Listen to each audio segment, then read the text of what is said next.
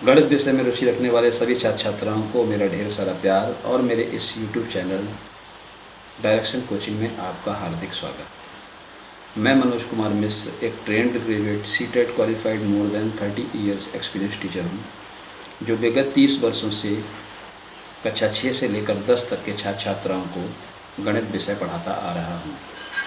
अभी तक हमारा ये YouTube चैनल गणित की बेसिक कमजोरी पर फोकस्ड वीडियो डालता रहा है। आज से ये चैनल एक नई शुरुआत करने जा रहा है। अब ये कक्षा 9 और कक्षा 10 के एक्सरसाइज वाइज वीडियो भी पोस्ट किया करेगा, जिससे कक्षा 9 और 10 के छात्र छात्रा लाभान्वित हो सकेंगे। साथ ही जब कक्षा 9 और 10 के एक्सरसाइज वाइज वीडियो ये चैनल पोस्ट करेगा, तो जो छात्र छात्रा किसी भी टॉपिक पर यदि कहीं पर भी किसी प्रॉब्लम को फेस करते हैं, तो उसका सलूशन भी आपको हमारे इस चैनल पर ही मिल जाएगा।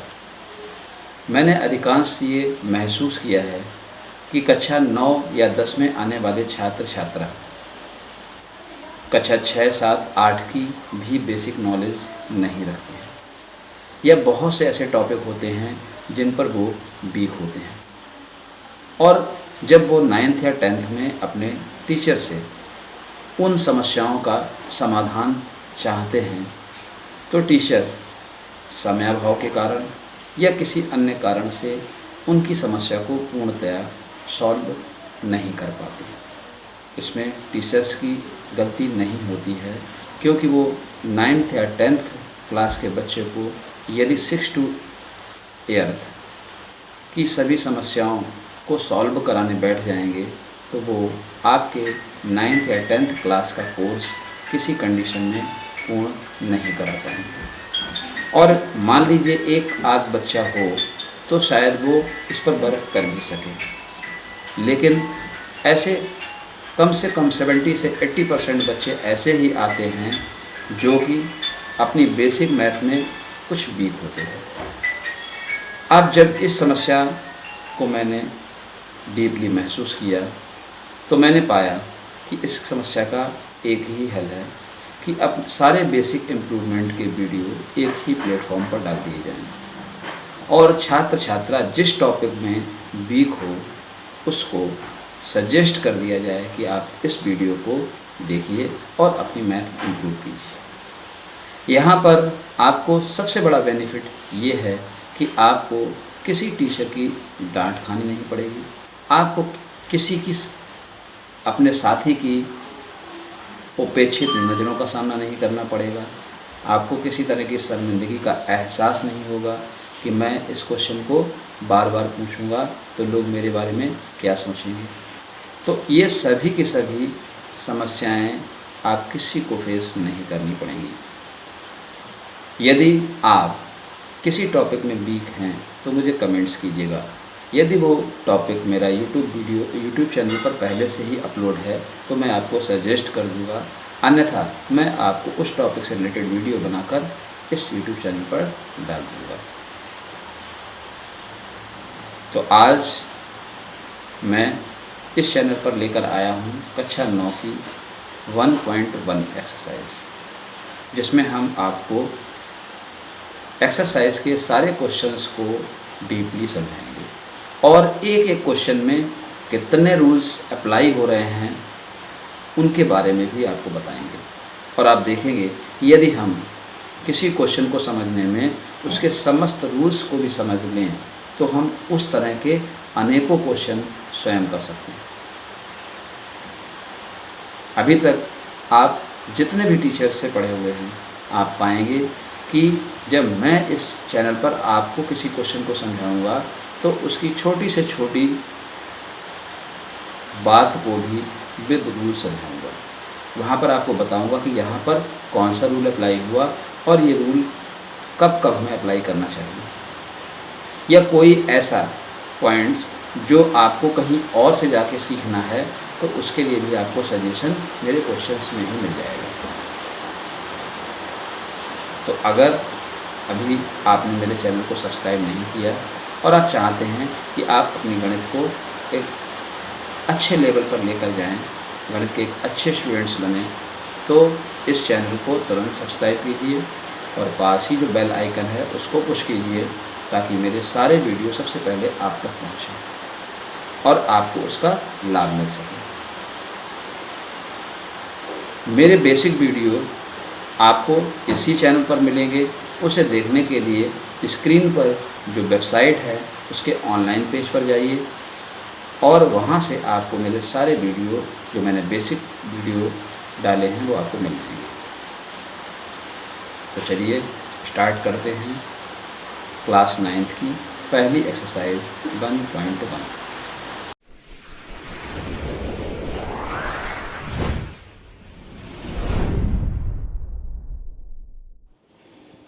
क्लास 9th प्रश्नावली 1.1 का पहला क्वेश्चन पूछा गया है, क्या शून्य एक परिमेय संख्या है और क्या इसे हम P/Q के रूप में लिख सकते हैं, जहां P और Q पूर्णांक हो व Q = 0। देखिए, अच्छी तरह से समझ लीजिए कि परिमेय संख्या होती क्या है। परिमेय संख्या की डेफिनीशन है कि जिन संख्याओं को हम P/Q के रूप में लिख सकें और P और Q दोनों पूर्णांक हों और Q 0 ना हो, वो सभी संख्याएं परिमेय संख्याएं होती हैं। यहाँ पर आपसे पूछा गया कि क्या शून्य एक परिमेय संख्या है, तो हम चेक करेंगे कि क्या शून्य को हम 0/1 के रूप में लिख सकते हैं। क्या हम शून्य को P/Q के रूप में लिख सकते हैं या नहीं। तो चेक करते हैं और देखते हैं इसको P/Q के रूप में लिख सकते हैं या नहीं। तो याद रखिए, प्रत्येक पूर्णांक को जब हम परिमेय संख्या के रूप में लिखते हैं तो उस पूर्णांक के बटे 1 लिख देते हैं। तो इसी तरह से शून्य को भी हम 0/1 लिख देंगे। तो जब हम शून्य को 0/1 लिखेंगे तो ये P/Q की फॉर्म में आ जाएगा, जहाँ पर P बराबर 0 होगा और Q बराबर 1 होगा, जो कि 0 नहीं है। अतः 0 एक परिमेय संख्या हुई। समझ में आया। अब देखते हैं क्वेश्चन नंबर 2। 3 व 4 के बीच 6 परिमेय संख्याएं ज्ञात करो। याद रखिए, जब कभी किन्हीं दो प्राकृतिक संख्याओं के बीच n परिमेय संख्याएं ज्ञात करनी हों, तो हम क्या करेंगे, उन दोनों प्राकृतिक संख्याओं में जो छोटी प्राकृतिक संख्या होगी उस संख्या को लिखकर उसमें पॉइंट लगाएंगे और तत्पश्चात क्रम से 1, 2, 3, 4, 5 डैश डैश डैश n तक लिख सकते हैं। अर्थात हमें जितनी परिमेय संख्याएं चाहिए दशमलव बिंदु लगाकर हम 1, 2, 3, 4 डैश डैश डैश लिखते चले जाएंगे और हमें अपनी मन मुताबिक परिमेय संख्याएं प्राप्त हो जाएंगी। यहाँ पर आप देख सकते हैं 3 और 4 के बीच हमें 6 परिमेय संख्याएं ज्ञात करनी हैं, यानी कि n बराबर 6 है। तो हम क्या करेंगे, 3 लिखेंगे और 3 के बाद दशमलव बिंदु लगाकर 3.1, 3.2, 3.3, 3.4, 3.5, 3.6 और कुल 6 परिमेय संख्याएं ज्ञात कर लेंगे। हालांकि ये परिमेय संख्या के रूप में नहीं है, तो हम क्या करेंगे, अब इनको परिमेय संख्या में बदल लेंगे। किसी दशमलव संख्या को परिमेय संख्या में कैसे बदलते हैं, ये अगर आपको नहीं आता है तो आपको मेरे पूर्व में जो परिमेय संख्या और दशमलव में कन्वर्ट करने वाला टॉपिक है जो मैंने पोस्ट किया है पूर्व में, उसे देखना आपके लिए बहुत ज़रूरी है और उसे देखकर आप सीख सकते हैं कि किस तरह से किसी दशमलव संख्या को भिन्न में या परिमेय संख्या में कन्वर्ट किया जाता है। इसके लिए आप हमारी वेबसाइट के ऑनलाइन पेज पर जाइए और उसको सीख लीजिए। यहाँ पर मैं आपको बताता हूँ कि किस तरह से 3.1, 3.2, 3.3, 3.4, 3.5, 3.6 को परिमेय संख्या के रूप में बदलेंगे। चूँकि दशमलव बिंदु के बाद सभी में 1 अंक है, तो हम इनका दशमलव हटा देंगे और इन सब को 10 से भाग दे देंगे। तो हमें जो प्राप्त होगा वो प्राप्त होगा 31/10, 32/10, 33/10, 34/10, 35/10 और 36/10।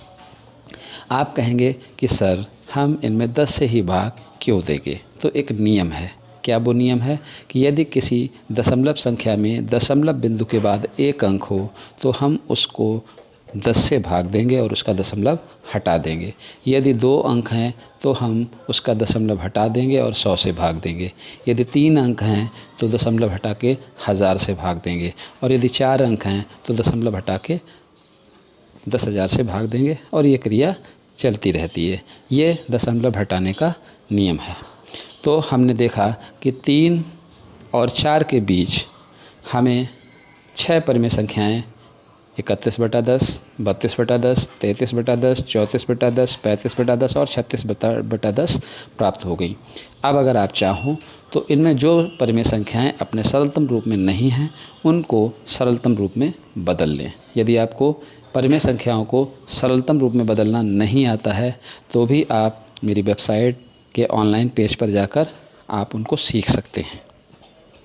यहाँ पर मैं आपको बताए दे रहा हूँ कि किसी परिमेय संख्या को या किसी भिन्न संख्या को अगर हमें सरलतम रूप में बदलना है तो उस परिमेय संख्या के हर और अंश का मासा निकालते हैं और फिर हर और अंश में मासा से भाग दे देते हैं और उसके बाद जो भी हमें प्राप्त होता है वो परिमेय संख्या का सरलतम रूप होता है। यहाँ पर देखिए 31/10 को हमने ज्यों का त्यों रख दिया क्योंकि वो अपने सरलतम रूप में है। 32/10 को हमने काट कर लिखा है और 32/10 16/5 में कन्वर्ट हो गया। 33/10 को वैसा ही रख दिया। 34/10 17/5 में कन्वर्ट हो गया। 35/10 7/2 में कन्वर्ट हो गया और 36/10 18/5 में कन्वर्ट हुआ। तो इस तरह से हमें 5 परिमेय संख्याएं 31/10, 16/5, 33/10, 17/5, 7/2 और 18/5 प्राप्त हो गई। हो सकता है ये आंसर शीट से मैच ना करें तो आपको कोई चिंता करने की ज़रूरत नहीं है क्योंकि 2 परिमेय संख्याओं या 2 प्राकृतिक संख्याओं के बीच अनंत परिमेय संख्याएं होती हैं। यदि आपके आंसर शीट से मैच नहीं हो रहा है तो समझ लीजिए इस क्वेश्चन को उन्होंने किसी और मेथड से ज्ञात किया है क्योंकि इस प्रश्न को सॉल्व करने के कुल 3 मेथड हैं। यहाँ पर मैंने आपको सबसे सरल मेथड के बारे में बताया है जो आपको आसानी से समझ में आ जाए। तो उम्मीद करते हैं आपने अच्छी तरह से इसको समझ लिया। अब नेक्स्ट क्वेश्चन में मैं किन्हीं 2 परिमेय संख्याओं के बीच n परिमेय संख्या निकालने का दूसरा तरीका सिखाऊंगा। क्वेश्चन नंबर 3/5 और 4/5 के बीच 5 परिमेय संख्याएं ज्ञात कीजिए। यहाँ पर जो 2 परिमेय संख्याएं दी गई हैं उन दोनों परिमेय संख्याओं के हर समान हैं और अंश में 1 का अंतर है। जब कभी भी आपको किन्हीं 2 परिमेय संख्याओं के बीच n परिमेय संख्याएं ज्ञात करनी हों और उनके हर समान हों और अंश में केवल 1 का अंतर हो तो आप दोनों परिमेय संख्याओं के हर और अंश में n+1 से गुणा कर दीजिए। अर्थात यदि हमें 3/5 और 4/5 के बीच 5 परिमेय संख्याएं ज्ञात करनी हैं तो n बराबर 5 हुआ तो हमें दोनों परिमेय संख्याओं के हर और अंश में 6 से गुणा करना होगा।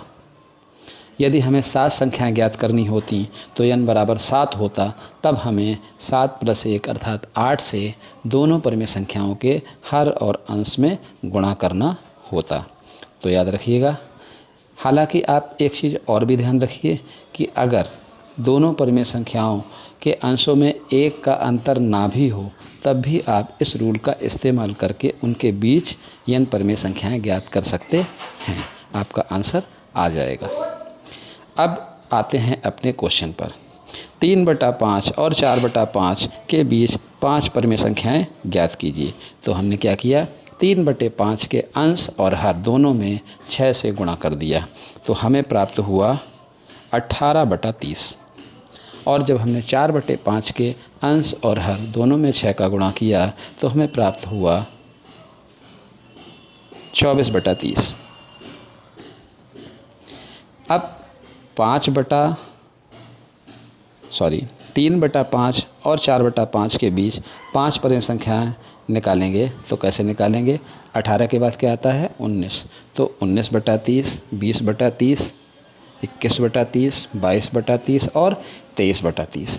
तो ये हमें 5 परिमेय संख्याएं क्रम से प्राप्त हो गई।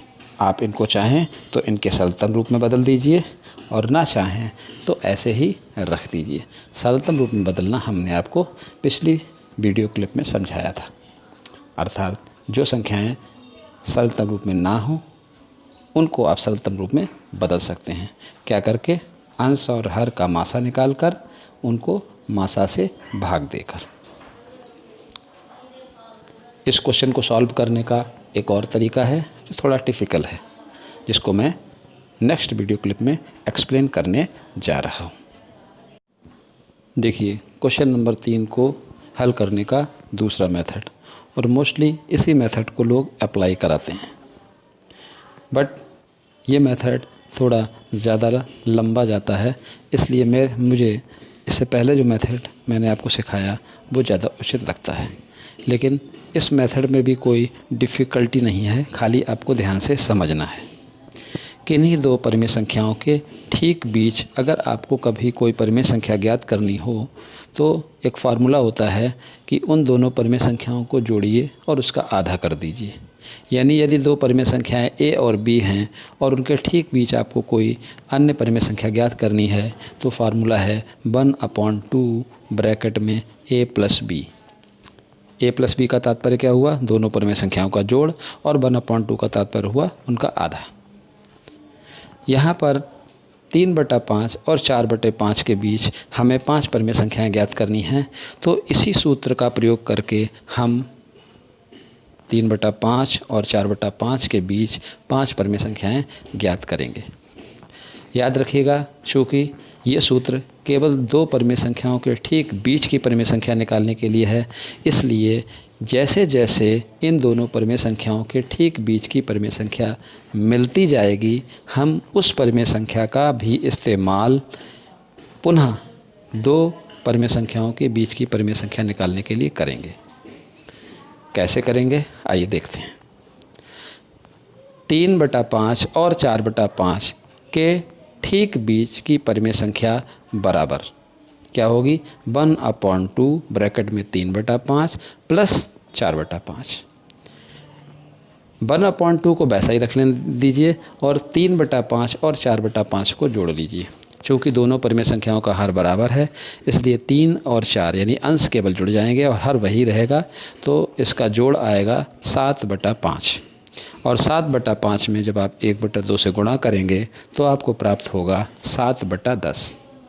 यानी 3/5 और 4/5 के ठीक बीच हमें क्या प्राप्त हुआ? 7/10। ये 3/4 और 7/5 के बीच पहली परिमेय संख्या हुई। अब दूसरी परिमेय संख्या निकालने के लिए हम क्या करेंगे? दूसरी परिमेय संख्या निकालने के लिए हम अब 3/5 और जो हमें प्राप्त हुई है 7/10, इनके ठीक बीच की परिमेय संख्या ज्ञात करेंगे। और फिर तीसरी परिमेय संख्या ज्ञात करने के लिए क्या करेंगे? 4/5 और जो हमें प्राप्त हुई है 7/10, उनके ठीक बीच की परिमेय संख्या ज्ञात करेंगे। तो इस तरह से 7/10 का उपयोग करते हुए हम दो और परिमेय संख्याएँ 3/4 और 4/5 के बीच ज्ञात कर लेंगे। तो चलिए ज्ञात करते हैं।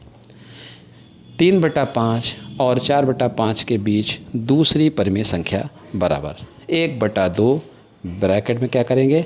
3/5 प्लस 7/10। अब 3/5 और 7/10 का हर बराबर नहीं है। जब दो परिमेय संख्याओं का हर बराबर ना हो और हमें उन्हें जोड़ना हो तो सबसे पहला काम हमें क्या करना पड़ता है?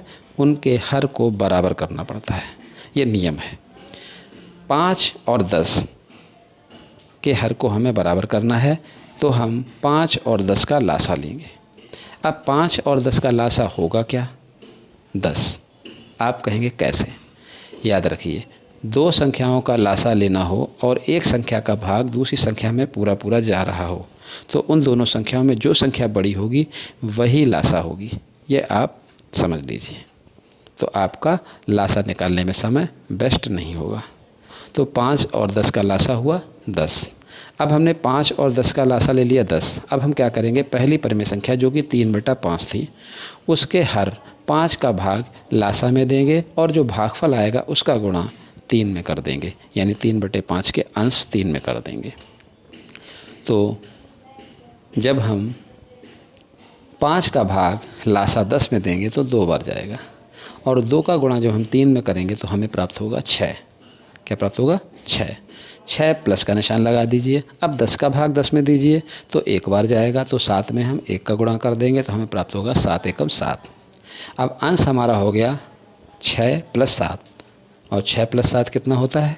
13। तो यानी कि जब हमने 3/5 और 7/10 को जोड़ा तो हमें प्राप्त हुआ 13/10। अब 13/10 में 1/2 का गुणा कर दीजिए। 13/10 में जब हम 1/2 का गुणा करेंगे तो हमें प्राप्त होगा 13/20। तो ये 3/5 और 7/10 के ठीक बीच की परिमेय संख्या प्राप्त हो गई, जो कि हमारी 3/5 और 4/5 के बीच दूसरी परिमेय संख्या हुई। अब 3/5 और 4/5 के बीच तीसरी परिमेय संख्या निकालने के लिए हम 7/10 और 4/5 के ठीक बीच की परिमेय संख्या ज्ञात करेंगे। तो इसके लिए हम क्या करेंगे? फिर से वही फार्मूला लगाएंगे।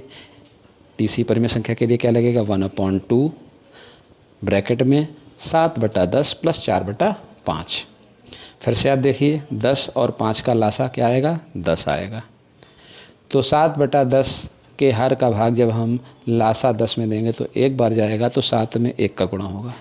लेकिन जब 4/5 के हर 5 का भाग हम लासा 10 में देंगे तो 2 बार जाएगा, तो 2 प्राप्त होगा, और उस 2 का गुणा हम 4 में कर देंगे तो हमें प्राप्त हो जाएगा 8।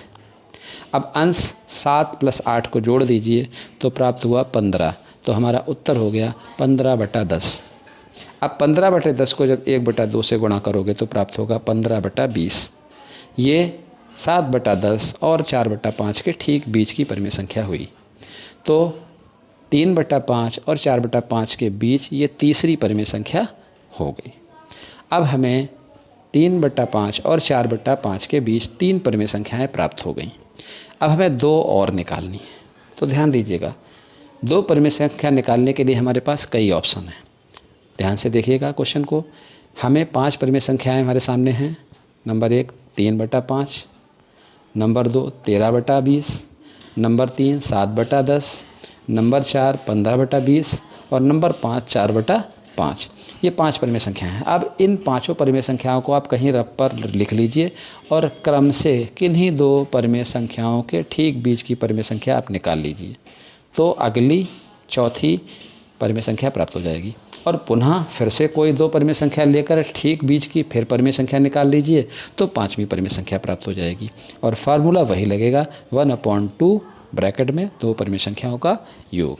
तो यहाँ पर मैंने क्या किया? मैंने कौन सी 2 परिमेय संख्याएं ली और चौथी परिमेय संख्या निकालने के लिए किन 2 परिमेय संख्याओं का इस्तेमाल किया, वो आप इस क्वेश्चन में देख सकते हैं। तो हमने 3/5 और 4/5 के बीच चौथी परिमेय संख्या ज्ञात करने के लिए कौन सी संख्या ली है? एक 13/20 और दूसरी 7/10। तो फार्मूला वही देखिए लगा हुआ है 1/2 ब्रैकेट में 13/20 + 7/10। अब 20 और 10 का लासा फिर से 20 होगा, क्योंकि 10 का भाग 20 में पूरा पूरा जा रहा है। तो लासा ले लिया 20, तो 13 तो वैसा का वैसा ही रहेगा, प्लस का निशान लगाएंगे और 10 का भाग 2 बार जाएगा, तो 7 में 2 का गुणा हो जाएगा, 7 दूनी 14। तो 14 और 13 कितने होते हैं? 27। तो आ गया 27/20। और जब 27/20 में 1/2 का गुणा करेंगे तो प्राप्त होगा 27/40। ये हमारी चौथी परिमेय संख्या हो गई। अब 5वीं परिमेय संख्या के लिए हमने किसको लिया है? 15/20 और 4/5 को। तो फिर से फार्मूला लगाएंगे 1/2 15/20 + 4/5। हरों का लासा लेंगे, 20 प्राप्त होगा, 15 वैसा का वैसा ही रहेगा, लेकिन 4 में हम गुणा कर देंगे कितने का? 4 का, क्योंकि 5 का भाग जब लासा 20 में देंगे तो 4 बार जाएगा, और 4 का गुणा अंश 4 में करेंगे तो 4 छक्कू 16। अब 16 और 15 को जोड़ देंगे तो आएगा 31/20। 31/20 में 1/2 का गुणा कर देंगे तो प्राप्त होगा 31/40। ये हमारी 5वीं परिमेय संख्या हो गई। तो इस तरह से आप जितनी चाहें परिमेय संख्या निकाल सकते हैं। तो आपने सीखा कि किस तरह से हमने 4/5 और 3/5 के बीच 5 परिमेय संख्याएं निकालनी, और किस फार्मूला का प्रयोग करके? 1/2 ब्रैकेट में a + b। तो उम्मीद करते हैं आपको समझ आ गया होगा। अब देखिए प्रश्नावली 1.1 का चौथा और आखिरी क्वेश्चन। नीचे दिए गए कथन सत्य हैं या असत्य, कारण के साथ अपने उत्तर की पुष्टि कीजिए। पहला कथन है प्रत्येक प्राकृत संख्या एक पूर्ण संख्या होती है। ये आंसर आप तभी दे पाएंगे जब आपको प्राकृतिक संख्याओं और पूर्ण संख्याओं के बारे में पूरी नॉलेज हो।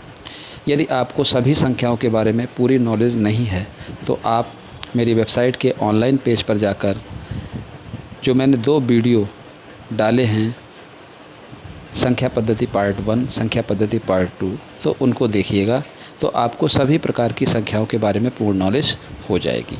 यहाँ पर मैं आपको केवल इतना बता देता हूँ कि ये कथन बिल्कुल सत्य है। हर प्राकृतिक संख्या पूर्ण संख्या होती है। क्यों? प्राकृतिक संख्याएं 1, 2, 3, 4, 5 डैश डैश डैश अनंत तक होती हैं और पूर्ण संख्याएं 0 से स्टार्ट होती हैं, यानी 0, 1, 2, 3, 4, 5 डैश डैश डैश, यानी हर प्राकृतिक संख्या पूर्ण संख्या में अवश्य आती है।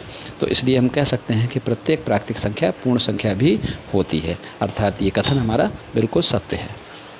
दूसरा दिया है प्रत्येक पूर्णांक एक पूर्ण संख्या होती है।